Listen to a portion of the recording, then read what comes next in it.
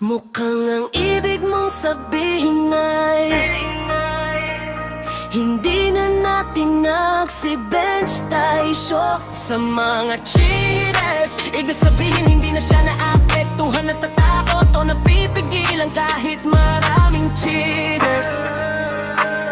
Pwede itong ilarawan ng ganito: